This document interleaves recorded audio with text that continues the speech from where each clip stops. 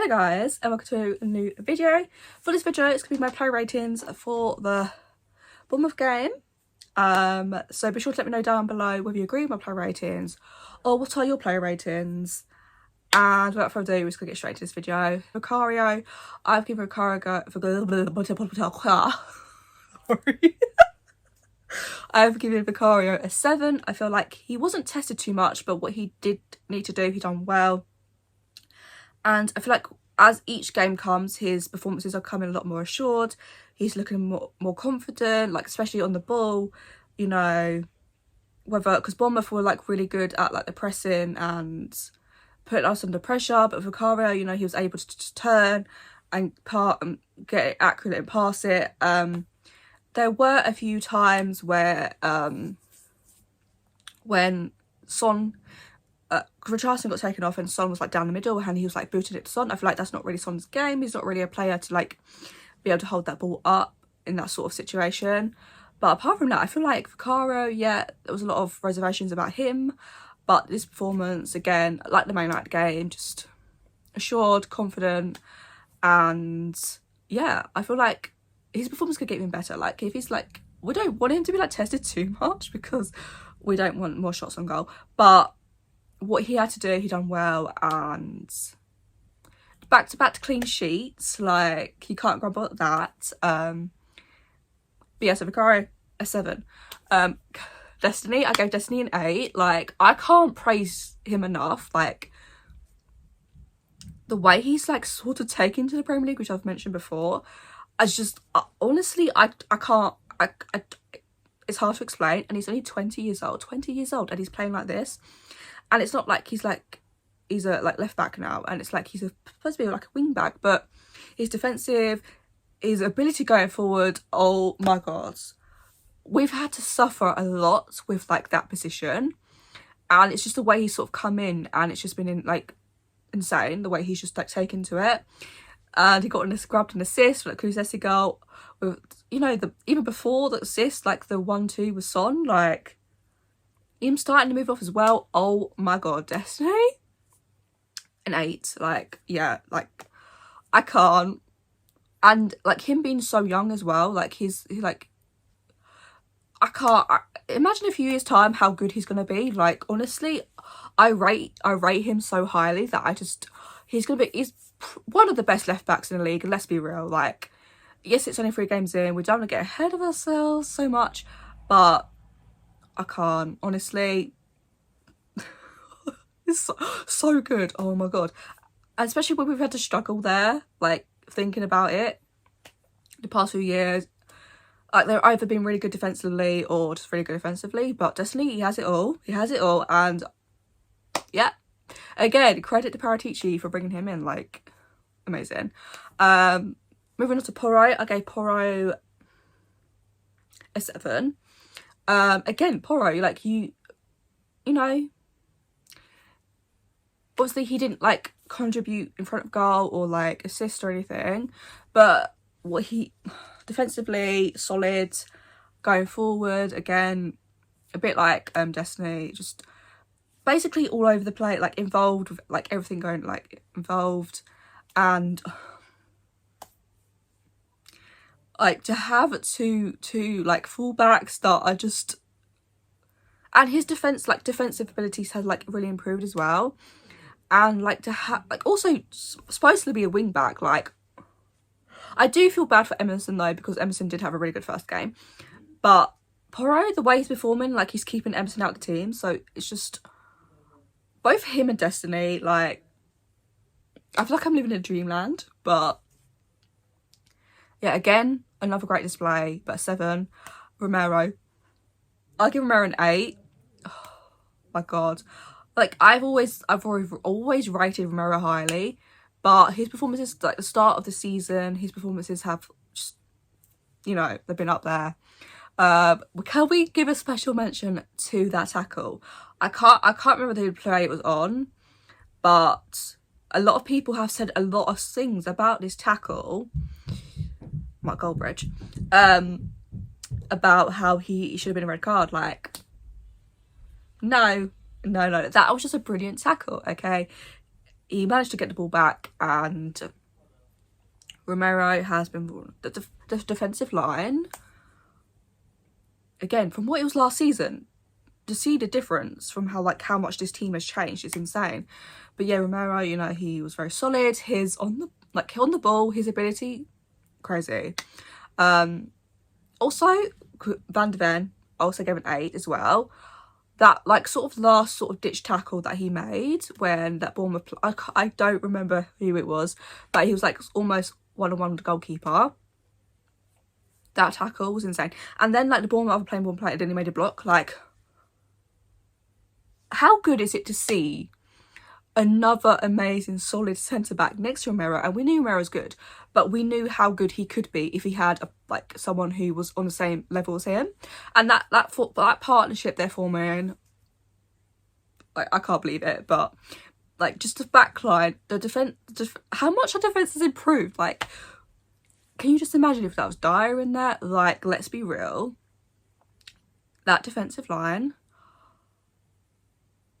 I can't praise it enough. But yeah, they are solid all round, and on the ball, oh my god, the pass, everything, I can't deal, guys. It's honestly, you can't praise it enough. Midfield, okay, moving on to Maddison. I gave Maddison a 9. Definitely my man of the match, and of course people's player of the match. But that goal, the way he took it, and I never realised how good of a dribbler he was, and the way he's able to keep the ball, and he's drop his shoulder and get away from players. I knew he was good, but see, it's either he's really improved under Ange, or I don't know, we just haven't seen it to this level. But my god, and obviously there was an expectation that he might not be fit for this game, but the fact he was, oh my god, I can't, that midfield is insane. Yeah, what is a on the ball, off the ball, everything. He is the player we've been crying out for his creativity, and the fact that he's gonna be chipping in goals and assists, and honestly, I'm gonna make a prediction that he's definitely gonna be the sign of the season, hands down. The way he's improved our first 11 in a short space of time is insane, and I can't it just looks right that he plays for Tottenham, but it's also you can't believe that he only cost 40 million when you had other players going for way more, and they haven't done what you'd be hoping them to do. But yeah, Maddison, player of the match. Moving on to Basuma, I gave Basuma an 8. Basuma, it's a new signing. Honestly, people can't get the ball off him. The way he's just able to dribble past players, keep hold of it. Very press resistant, and the confidence he's playing with as well. All we're waiting for him just to, to get an assist, scoring a few goals. That's all we're waiting for. But Basuma, I can't. So yeah, Basuma an 8. Sarr, I all give it a 7. Sarr, again, only 20 years old, but the way he's playing is insane, and I feel yeah, he played a bit last season, and we saw it against AC Milan. That performance he put out there was insane, but the way he's also improved under Ange is insane, and that, I can't go for that assist. He is him. He is that player. The whole midfield isn't can't believe it, and the way and it's so natural between them all, and it's how you be playing together along, and it's oh my god.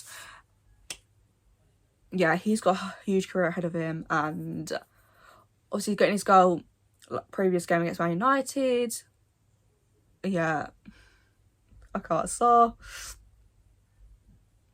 Okay, we're gonna move on to Sonny. I gave Sonny a 7.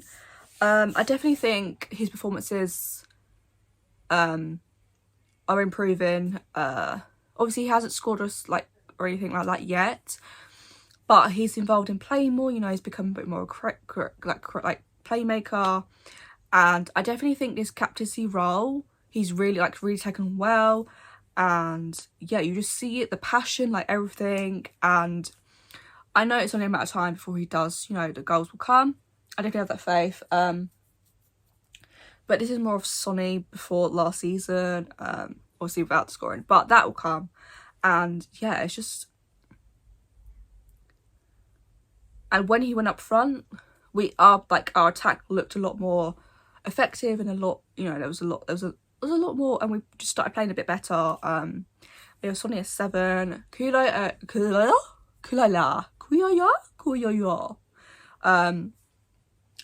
I also gave a 7. Obviously, he grabbed his first goal this season. A lovely finish, let's be real. I feel like the first half, he was involved, but I feel like it might have been a little, from what I saw, I don't know whether you guys see it the same, but I feel like he was a bit quiet. And it wasn't really doing too much. But obviously grabbing that goal, amazing for him. I feel like that was something that he definitely needed. But I do think we just need to see more of that. And that's really the only problem, is that he takes on his man, but then his crosses are a bit... We're not seeing Kulu of when he's first joined Spurs, but this performance was definitely an improvement on his previous 2, so you can't really complain about that. And yeah, I'm just so happy that he's finally scored. Yeah, listen, like, if we can get Richarlison firing, I don't know where, like, I was like thinking 5th place, but I don't know. It's gonna be crazy to see how, like, if this form continues, and obviously I hope it does. But yeah, if Richarlison gets goals, who knows what kind of season we could have. Saying that, moving on to Richarlison, I've given Richarlison a 5. I feel like first half was definitely better than what he put in for those like 13-14 minutes that over the second half. The first half, some nice touches, he was, involved in play, and yeah, obviously he hasn't really had, like, I'd say what he's had was like half chances here and there. And I feel like because he's so desperate to score, that sometimes infects his game, and he gets in his head too much, and that's when he starts just making little errors and not the right decisions. And it's like we're on attack, and then he passed it that way when he could have passed it that way when there's like more space for the whoever. And yeah, the first half, you're thinking, okay, that goal eventually is going to come. The way he's playing, the touches he's having, the way he's involved in the play going forwards. And then that brings us on to the second half. The decision making just wasn't there. He stood like that one, like when we was on attack, and there was like, I feel like 4 on, and then he's onto the ball, and all he's got to do is like just pass it. He ends up standing on the ball, falling over, and then he lashes out, kicks a player, ends up getting booked. At the time, I was just like, you know what? He's just frustrated with himself.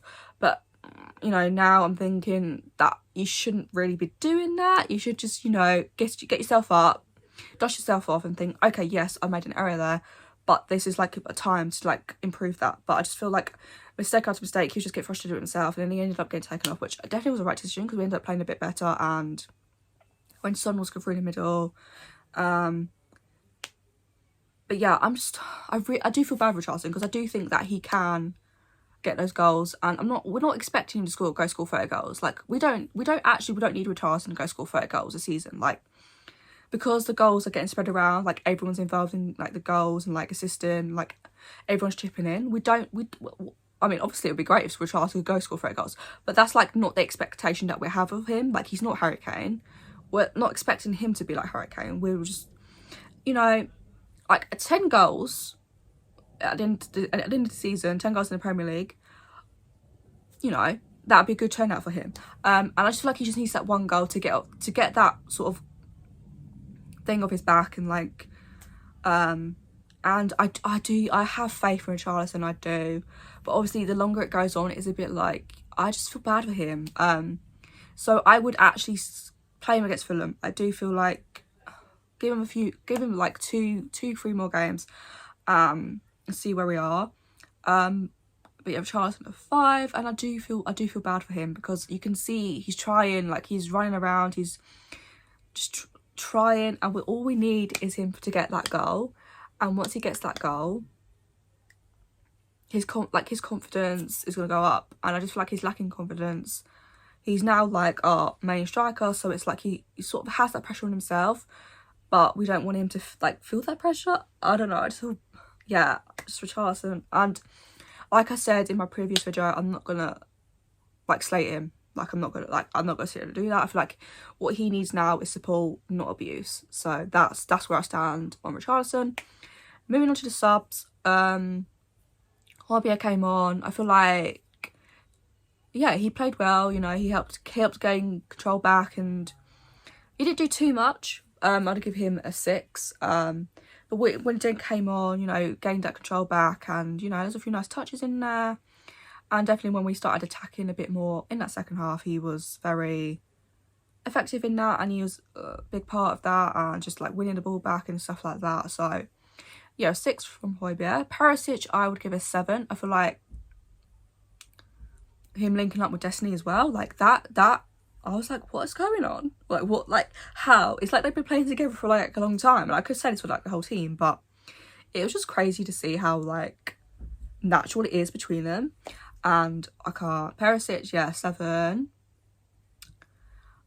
Skip also came on. I'd also give him a 6. I don't think he was like amazing and like outstanding, but I do feel like what he did do, he did well. And yeah, he just sort of alongside Hojbjerg gained control of the midfield and was able to get our control back and go on the attack more often. I personally wouldn't want to see Skip and Hojbjerg start, but as like subs, to sort of calm the game down a bit, definitely is the way to go. And if Hojbjerg is going to be like staying this season, then I'm happy about that as like a sort of backup and like a general sub, because we know how Hojbjerg plays. Like we've seen him, how good he can be. And I feel like when he was playing like every single game, that affected his performances. So I feel like him just being able to just, you know, come on occasionally is good. And especially for us, because that, like, yeah, we don't want to touch that midfield, because starting 3 has to be Basuma, Maddison, Sarr. Boom. But yeah, Skip was, yeah, 6. The Celso, I would also give a 6 as well. I feel like he looks a bit nervous to me. He looks a bit, his touches weren't from what we saw in like that pre-season, but there's definitely potential there with Lo Celso again if he will be staying. I have a feeling that he will be staying. And it was good to see him get a few minutes. And hopefully he can get a few more. Depends what Ange decides to do with him, but yeah, I definitely think if we can keep him fit as well, that is the main talking point as well, because we know with Lo Celso he has quite a few injuries. But yeah, when he came on, can't complain too much, you know. A few iffy touches here and there, but all in all, a good display from him. Who else? Was it just Davis? Yeah, Davis came on for Destiny around like 8 minutes before like the full night, like the 90-minute. Yeah, you know, I'll give him a 6 as well. Like, he came on, wasn't really much he needed to do. We're just seeing out the 2-0 lead. Yeah, you know, Davis is a good backup option, and what he can offer us and seeing out games is crazy. And the way we saw out that game, can we just mention? Again, I'm impressed by this team. Like, the way it's changed so much, and like not even that long, 6 months or so, it's been insane. And that rebuild that we've like seen, because it's been such a big change. Like it's happened so fast, but it's been so quick. It's like, oh my god, like this is a whole new Tottenham and like a whole new way of playing. But yeah, I think that's all the subs. Wait, Dyer? Why am I saying Dyer? I'm used to saying it. It's because I'm used to saying Dyer. Davies, that's who I was meant to say. Lo Celso, Skip, Hojbjerg, Perisic, Skip, Hojbjerg, Davies, Lo Celso. Yeah, I think I've said all the... Yeah, I think I've said all the subs, hopefully. Moving on to Ange. I'm going to give Ange a 9. His team selection, spot on, like going for the same selection. And his in-game management as well to see. And the way we're playing football, I can't get over the way we're playing football. Like, it's like everything's so like the confidence is up. Everyone knows what they're doing, like the inverted like fullbacks, like the way that the fullbacks get involved in midfield, it's crazy. Like Ange, I'm gonna be honest, we're going back a little bit, but when we first linked with Ange, I'm gonna be honest, he wasn't my first choice. I'm not afraid to admit when I was wrong. I was so wrong. He's the best manager we could have got. And the way we're playing football, like everything, the way it's working together, the way he's got the players playing, like Maddison, Basuma, like I said, Basuma's like a new signing. Maddison, like he's taken to this team, like he was meant to play for Tottenham, and it just looks right. Sarr as well, like Destiny, like oh my god, I cannot give this like manager enough praise. And honestly, like I feel like I'm like every other Tottenham fan that's just like in love with Ange, like oh my god. And he's just like the way he like speaks as well, like in interviews, and like the way he comes across, he just seems like a nice guy. And like yeah, and everything he like, team selection spot on, the subs spot on at the right time. But yeah, I'd have to, I don't know. The one thing I'm worried about though is whether he might win manager of the month. That's like, I feel like he's gonna be one of the, he might be one of the nominations. I don't know, depends how we carry on. But yeah, so there we have, guys. That is my player ratings. Be sure to let me know down below whether you agree, disagree, and let me know what your player ratings are down below.